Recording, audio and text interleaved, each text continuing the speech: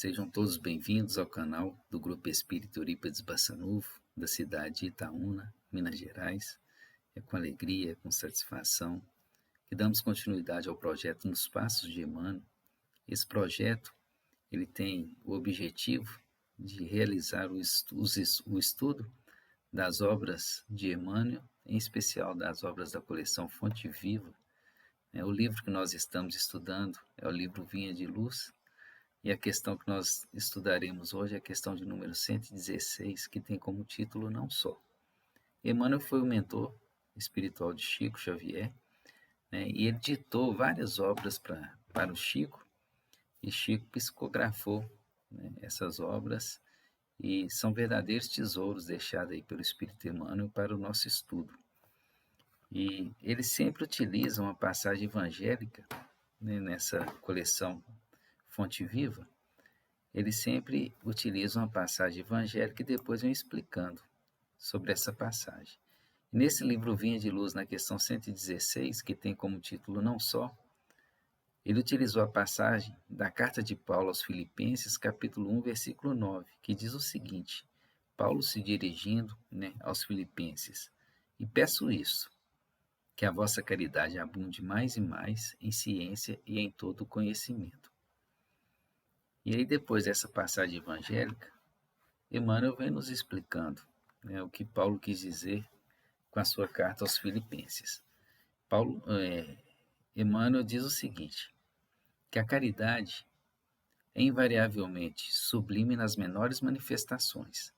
Todavia, inúmeras pessoas muitas vezes procuram limitá-la, ocultando-lhe o espírito divino.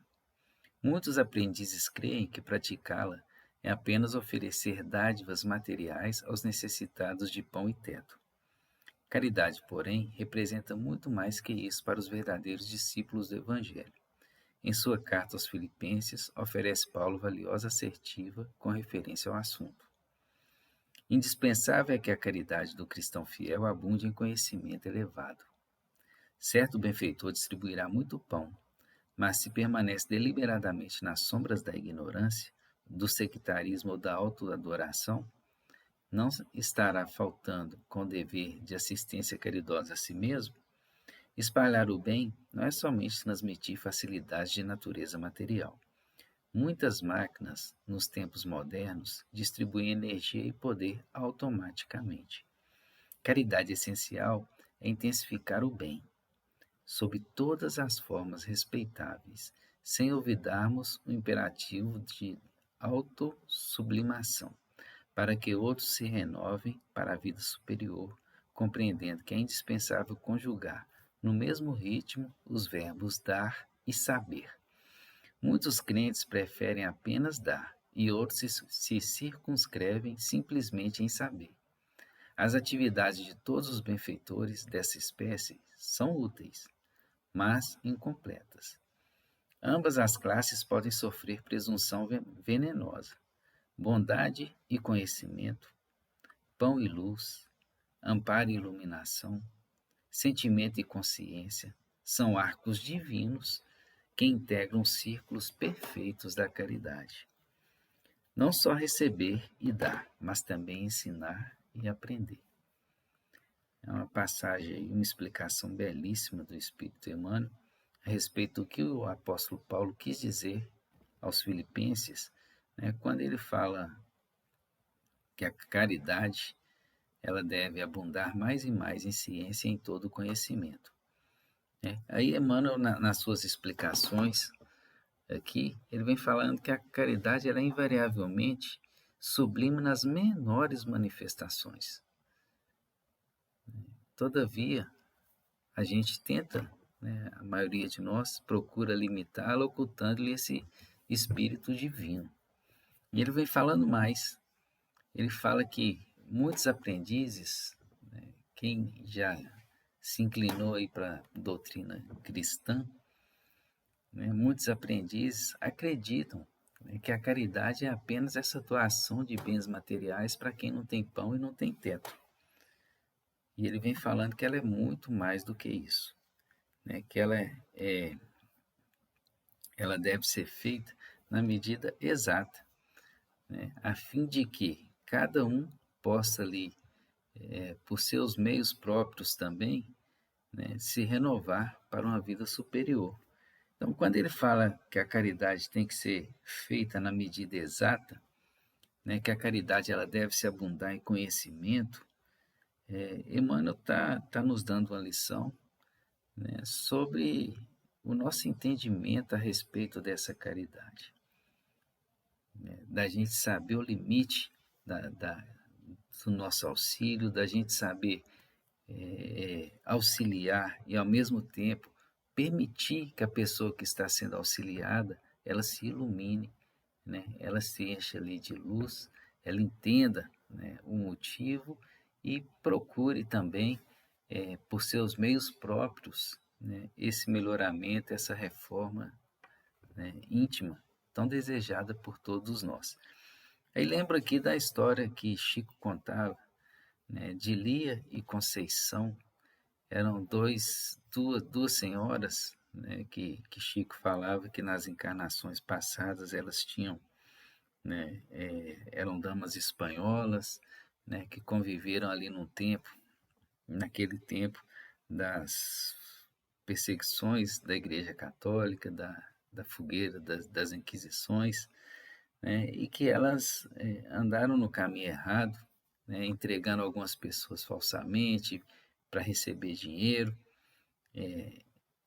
denunciava pessoas que não eram culpadas, né, que não estavam envolvidas em nada de errado, a fim de que a igreja perseguisse aquelas pessoas e que elas ganhassem uma parte dos bens daquelas pessoas que elas denunciavam.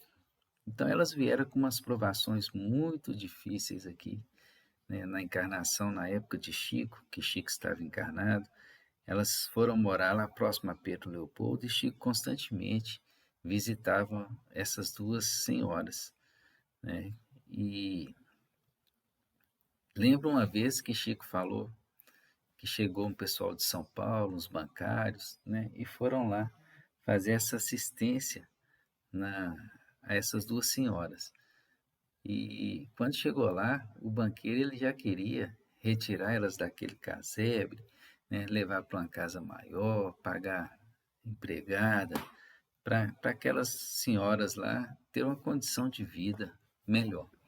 E Chico fala, né, que não pode tirá-las daquele lugar, né, porque elas ali, elas tinham escolhido aquela provação e era muito importante para elas, né, que elas estavam conseguindo juntas resgatar esses pretéritos aí de infortúnios que elas causaram a outras pessoas e que elas vieram com aquele objetivo de resgate e nessa encarnação elas estavam resgatando esses últimos resquícios, né, das encarnações pretéritas delas.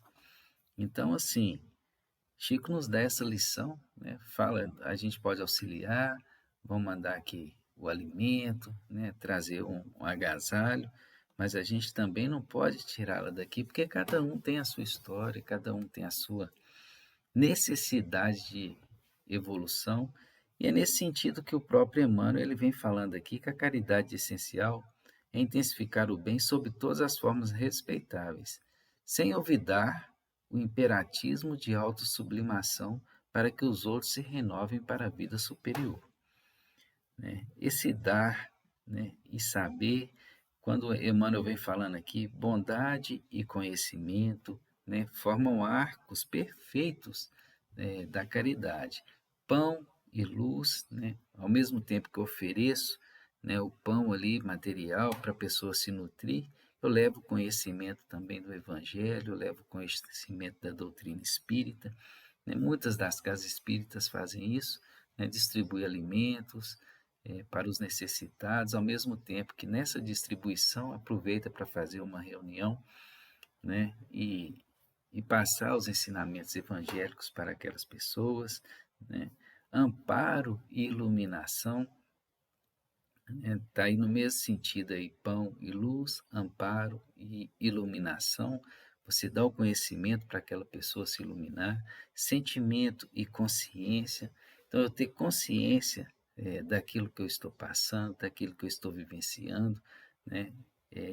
Junto ali com o meu sentimento de amor ao próximo, de caridade. Então, são arcos divinos que integram os círculos perfeitos da caridade. Então, assim, Emmanuel, ele traz esse sentido mais profundo, né, do que é fazer a caridade, né, do que a gente exercer, né, o amor, colocar o amor em ação, né, que nos permite ali fazer essa caridade completa. Né? Nem só aquela caridade de assistência do bem material, nem só aquela caridade de estudo, de saber.